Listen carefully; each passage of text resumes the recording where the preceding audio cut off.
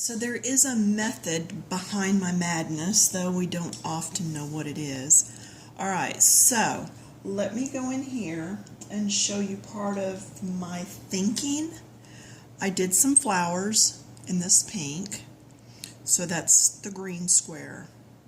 So then I did some green. There's a green square. Now where I messed up at is instead of doing a golden color, I did more of an orange. So that's why this isn't going to look as well as it could have had I actually followed the color wheel. And then my fourth color is, let's see, that's true green. This is blue, so this is a bluish purple. And that's where I got this color from. And then anytime I do orange, I usually use a little bit of brown in there, which takes me even further this way, where maybe I should have used yellow and gone this way. But anyway, without further ado, I am doing a page from Be Still, Know That I Am God. I'm going to blow this up because I want to start right down here. A lot of people ask, how do you get your background so smooth? All right, first of all, you can see where I am just rubbing this colored pencil on the edge. When I do a background, now watch how I use my finger. I'm going to use my finger to bounce up next to so that I don't go into that pink area. That allows me to go ahead and do this whole area all at the same time.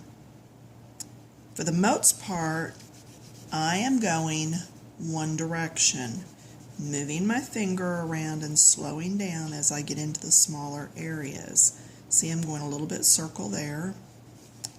And the other thing is, do your background all at one sitting if you can. When you come back and you start up again, you may be applying more or less pressure. Now less is okay because you can always go darker. But if you're applying more pressure when you come back to it than you did last time, and see, you can hear it. Can you hear me hitting my fingernail? So if you apply more pressure when you come back to it, then you're going to have to deepen up the areas around it so that it blends. So in here I'm meeting up with what I had done before. Alright, and then I've been telling y'all that when you, and see, I've just worn that pencil down, but do you see I've still got a nice point on it right there? That's because of the way I've been using it. So now I can stand it up on that point, not having to sharpen that pencil again and lose more by sharpening. You know, every time we sharpen, we lose some of our pencil. And now I'm getting up in this little point, and I'm going to go along here, get up in this point, and I'm just moving around the outskirts of this. Okay, and then I'm going to lay it down a little, go back to my same direction I was going before, and start just blending that in. Now this is a Prismacolor, but you've not seen me use a blender on it yet. So then after I've gotten all of this done and blended, rule of thumb is always make your darks darker. So I'm going to come in here and look how dark I made that. Alright, same thing in here and in here.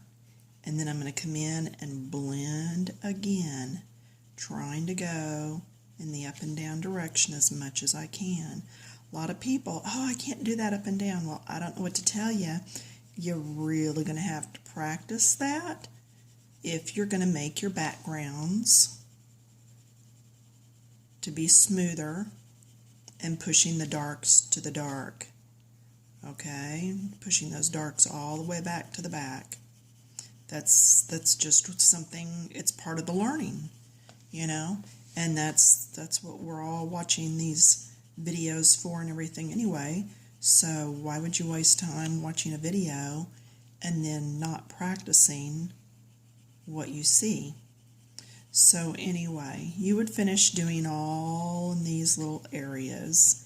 And see, I'm going to go around a little bit, but for the most part, I'm going to take that up and down because I don't want a bunch of lines. Okay, and then I will come back and blend this out even more because I do see this lineage right in there, and I don't want to. I want to get this as smooth as I can. I don't want to have to depend on the colorless blender for my Prismacolors.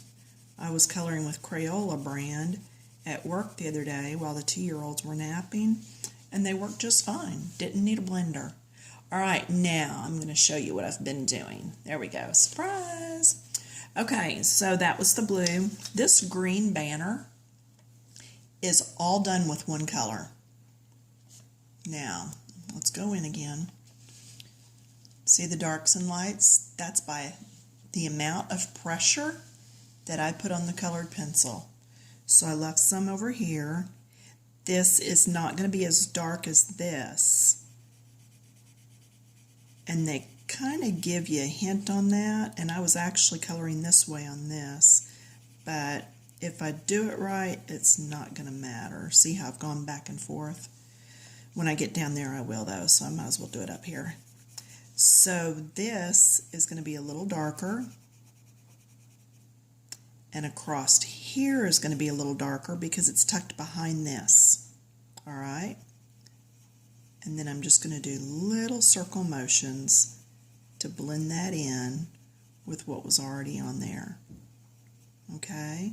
I could even make this just a little darker because it's wrapped around, and then just leave that highlight in the middle. So that's all done with just one pencil by how much pressure I put on it. So here, and turn your work to where you can work on it comfortably. And so because I can't turn my camera, I am going to turn my paper, and you're just going to have to watch sideways. I'm doing it sideways anyway, so. All right, and again, normally I would have done this all in one sitting so that I was sure I had the right amount of pressure on it. But as you do these, you're going to find out what your pressure point is. Now this is wrapped around. It goes around to the back. So this would actually have a little bit of darkness down this side. I'm doing little circles so that I don't get big lines. All right.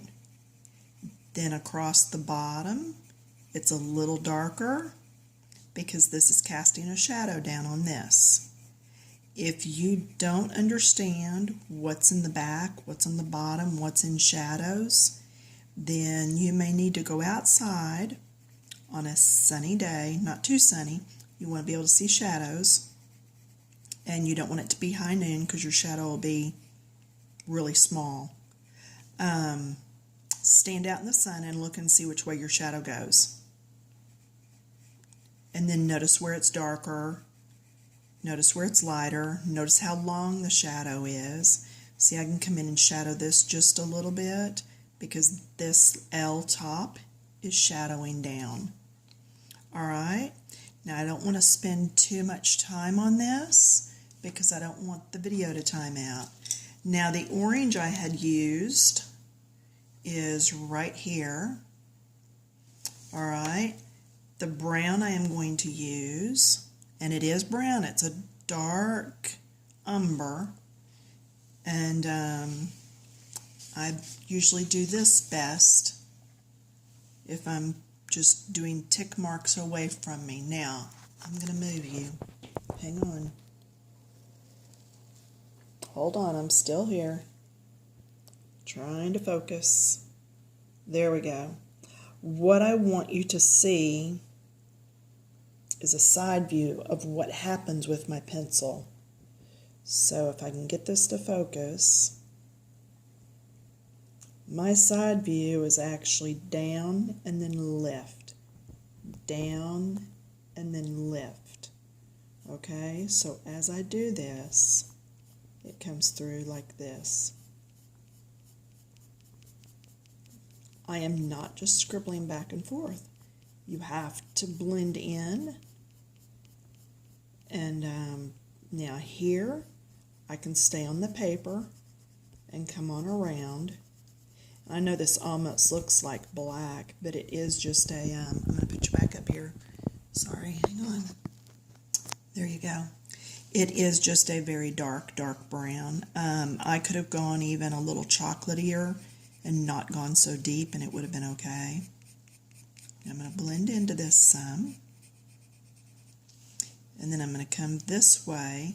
What I've done on these letters is the bottom half or third of the letters is a deeper color. I try to always use at least 2 colors on my letters, even if it's just 2 different shades of the same color, because it helps anchor them.